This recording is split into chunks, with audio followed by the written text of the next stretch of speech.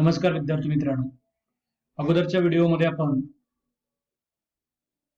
Types of substance natural आणि man-made याबद्दल classification पदार्थांचं केलं जातं हे सुरुवात केली होती. आता आपण तोच भाग पुढे घेऊन जाणार आहोत. कॅन यू टेल, तुम्ही सांगू शकता का? बघा इथे काही चित्र दिले आहेत बाळांनो, म्हणजे लेदर आहे, सॉइल आहे किंवा वूड आहे, ज्यूट आहे किंवा वेगवेगळ्या इथं कॉटन आहे, मिनरल्स म्हणजे आहेत, असे वेगवेगळे पदार्थांची चित्र आहे. प्रश्न आपल्याला विचारला बाळांनो, what is the difference between these two group of natural substances? पुढे दोन ग्रुप दिले, त्या हे सगळे नॅचरल सबस्टन्सेस आहेत. म्हणजे लेदर म्हणजे चामडे, ज्यूट म्हणजे ताग, वूल म्हणजे लोकर आणि कॉटन हा एक गट आहे. लेदर, ज्यूट, वूल आणि कॉटन. आणि दुसरा गट आहे वॉटर, सॉइल आणि मिनरल्स. या दोन गटामध्ये कोणता फरक आहे? तर तुम्ही झटकन सांगा. All the substances are natural one. हे सगळे नैसर्गिकच पदार्थ आहेत. पण यापैकी पहिला जो गट आहे ना, म्हणजे लेदर, ज्यूट, वूल आणि कॉटन, हे जे पदार्थ आहेत हे आपल्याला सजीवांपासून मिळणारे आहेत. म्हणजे लेदर आपल्याला प्राण्यांपासून मिळतं, ज्यूट आपल्याला वनस्पतीपासून मिळतं, वूल सुद्धा आपल्याला प्राण्यापासून मिळते आणि कॉटन आपल्याला वनस्पती म्हणजे सजीवांपासून मिळणार आहे. आणि दुसरे तीन जे दुसरा जो गट आहे वॉटर, सॉइल आणि मेटल्सचा, हे मात्र आपल्याला सजीवांपासून मिळत नाही. म्हणजे काही नॅचरल सबस्टन्सेस आपल्याला लिव्हिंग ऑर्गॅनिझम पासून मिळतात आणि काही नॅचरल सबस्टन्सेस आपल्याला लिव्हिंग ऑर्गॅनिझम पासून मिळत नाहीत. आता नॅचरल सबस्टन्सेस म्हणजे नैसर्गिक पदार्थांच्या बाबतीत हे दोन गट आहेत. आता त्यांना काय म्हणायचं आहे?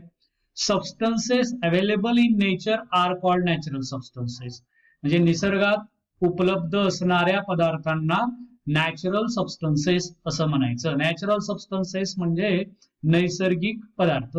ऑफ दिस म्हणजे त्यापैकी the substances of the first group are obtained from living things. First group म्हणजे कोणता? लेदर, ज्यूट, वूल आणि कॉटन वाला. या ग्रुप मधले सगळे पदार्थ कशापासून मिळत आहेत? तर ऑब्टेन्ड फ्रॉम लिव्हिंग थिंग्स म्हणजे सजीवांपासून मिळत आहेत.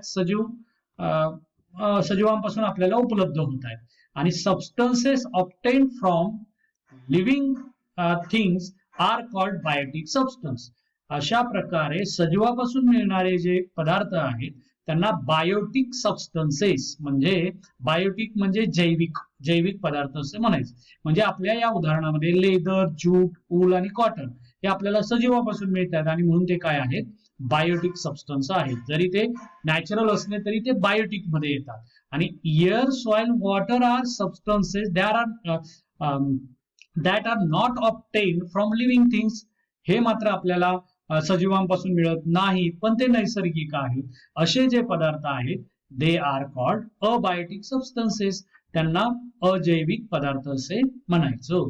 म्हणजे यावरती दिलेले जे दोन गट आहेत त्यामध्ये leather, jute, wool and cotton हे बायोटिक सबस्टन्सेस आणि वॉटर, सॉइल, मेटल हे काय आहेत? अबायोटिक सबस्टन्सेस आहेत. म्हणजे नॅचरल सबस्टन्सेसचे दोन गट आहेत, बायोटिक आणि अबायोटिक असं आहे. आता बायोटिक मध्ये पण गंमत आहे पहा. How are leather and wool different from jute and cotton? हे जे बायोटिक आपले चार आहेत leather, wool, jute and cotton मध्ये, यामध्ये लेदर आणि वूल हे ज्यूट आणि कॉटन पेक्षा वेगळे आहे. म्हणजे जरा त्यांच्यामध्ये काय फरक आहे बरं? तर लगेच तुमच्या लक्षात येईल की लेदर अँड वूल हे आपल्याला कशापासून मिळत आहेत? फ्रॉम अॅनिमल पासून मिळत आहेत. आणि म्हणून दे आर अॅनिमल ओरिजिन. त्यांना काय म्हणायचं? अॅनिमल ओरिजिन म्हणायचं. म्हणजे जे नैसर्गिक पदार्थ प्राण्यांपासून मिळतात त्यांना आपण अॅनिमल ओरिजिन म्हणायचं. जसे की लेदर, वूल हे अॅनिमल ओरिजिन आहे. आणि ज्यूट आणि कॉटन सबस्टन्सेस आपल्याला कुठून मिळणार? प्लांट्स पासून मिळतात. आणि म्हणून अशांना काय म्हणायचं? Plant origin. त्यांना काय म्हणायचं आहे? प्लांट ओरिजिन म्हणायचं. म्हणजे थोडक्यात काय आहे? नॅचरल सबस्टन्सेसचे दोन गट आहेत. मुळात नॅचरल म्हणजे काय, substances available in nature are called natural substances. Natural substances मध्ये बायोटिक आणि अबायोटिक सबस्टन्सेस आहेत. ऑप्टेन फ्रॉम लिव्हिंग थिंग्स असे जे आहेत substance obtain from living things त्याला बायोटिक म्हणायचं, आणि जे लिव्हिंग थिंग्स पासून मिळत नाही ते अबायोटिक म्हणायचं. बायोटिक मध्ये पुन्हा दोन गट आहेत, जे अॅनिमल पासून मिळतात त्यांना अॅनिमल ओरिजिन म्हणायचं, आणि जे प्लांट्स पासून मिळतात त्याला प्लांट ओरिजिन म्हणायचं. आता do we find plastic, nylon, brass और cement in nature? Plastic, nylon, brass म्हणजे पितळ बाळांनो. नायलॉन हा एक प्रकारचा धागा आहे. हे पदार्थ किंवा सिमेंट आपल्याला निसर्गामध्ये मिळतात का? तर आन्सर इज नो. ते काही निसर्गामध्ये ऍज इट इज निसर्गात मिळत नाही. निसर्गातल्याच वस्तूंवरती विशेष वेगवेगळ्या प्रकारच्या प्रक्रिया करून आपण ते मिळवलेले असतात. आता असे जे पदार्थ आहेत की जे निसर्गा मध्ये उपलब्ध असणाऱ्या पदार्थावर विविध प्रक्रिया करून आपण तयार करत असतो, such substances is called man-made substances. तुम्हाला माहिती आहे, it is human nature to strive for newer things and to try to make life more comfortable. म्हणजे माणसाचा हा स्वभावच राहिलेला आहे नवीन गोष्टीचा शोध घेत राहणे आणि आपलं जीवन अधिक सुखकर आरामदायी कसं होईल यासाठी तो सतत काय करत असतो, प्रयत्न करत असतो. As a result of his efforts म्हणजे प्रयत्न, man not only learned to use natural substances but also began to process them to make new substance. त्याच्या या धडपडीतून, नवीन नवीन शोधण्याच्या धडपडीतून तो फक्त नैसर्गिक पदार्थ वापरायलाच शिकला असं नाही, तर निसर्गातल्या पदार्थावरती विविध प्रक्रिया करून नवीन पदार्थ तयार करायचा सुद्धा त्याने प्रयत्न सुरू केले आणि त्याच्यामध्ये त्याला यश येत गेलं. Several such substances are easier to use and can be made available in plenty at a very low cost.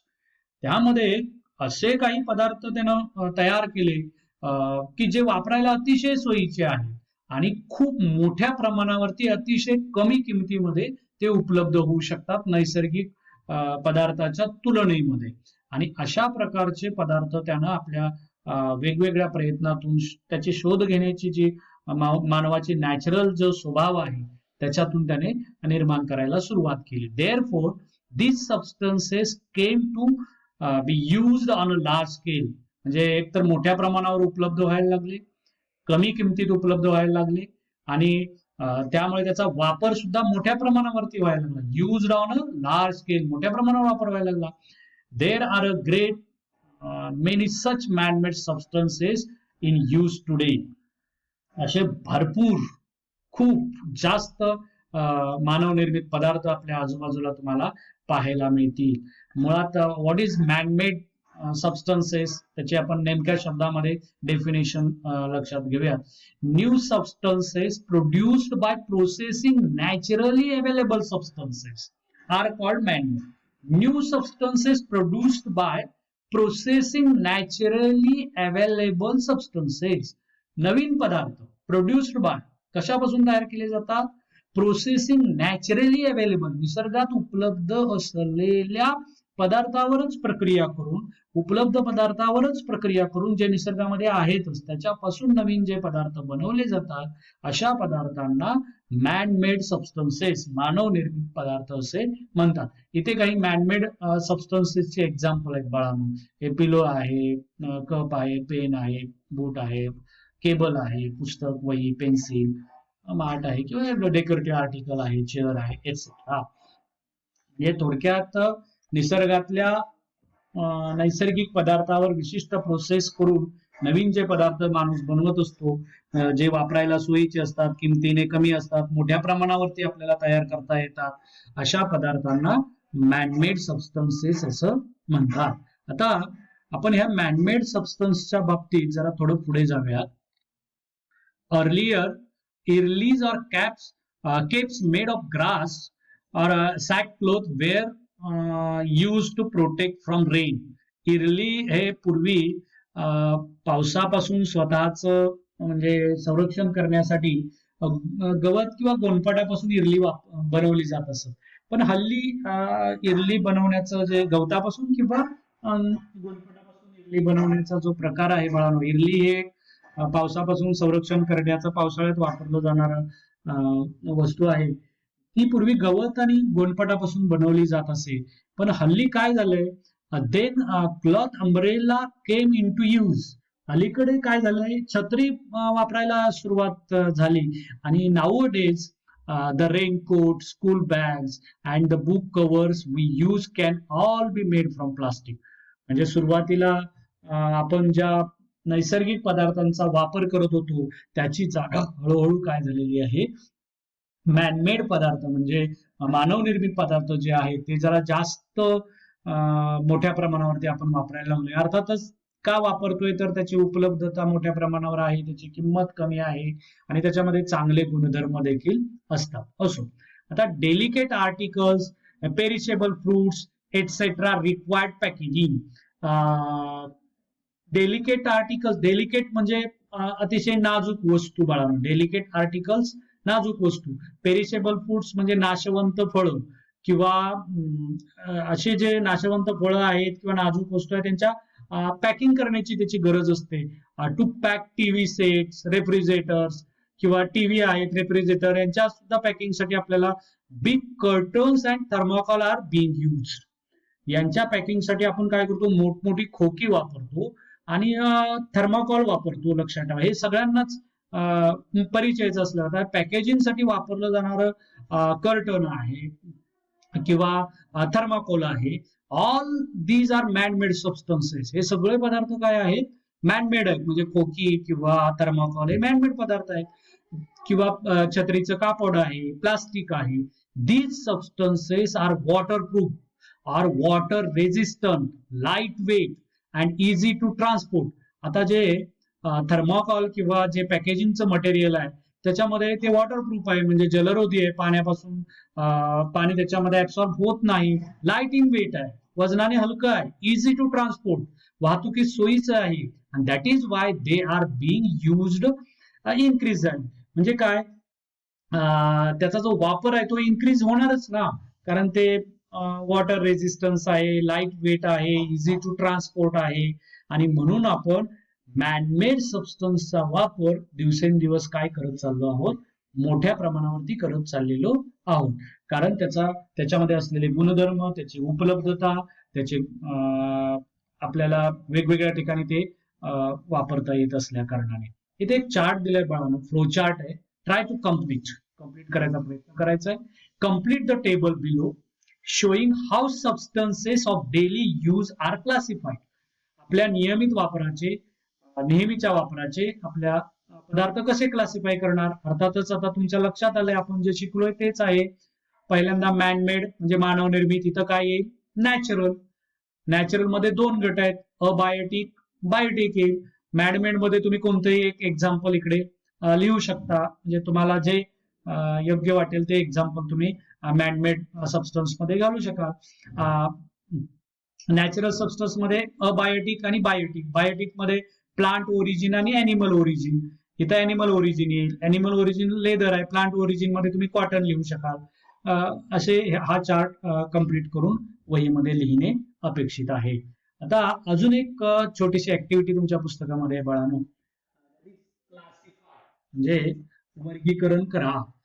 Classify the various substances available in the house as natural and man-made substances. तुमच्या घरामध्ये वेगवेगळ्या प्रकारचे जे पदार्थ आहेत, नैसर्गिक आणि मानवनिर्मित, त्याची यादी करायची आहे, तसा प्रयत्न करायचा आहे. आता हा जो भाग आहे बाळांनो, एक्झाम्पल्स ऑफ मॅनमेड सबस्टन्सेस, मानवनिर्मित पदार्थांची उदाहरणं आणि area of use, natural substances and man-made substances. हा चार्ट आपण पुढील व्हिडिओमध्ये कव्हर करूयात. या व्हिडिओमध्ये आपण इथेच थांबूयात. सांगितलेली ऍक्टिव्हिटी घरी पूर्ण करण्याचा प्रयत्न करा. धन्यवाद.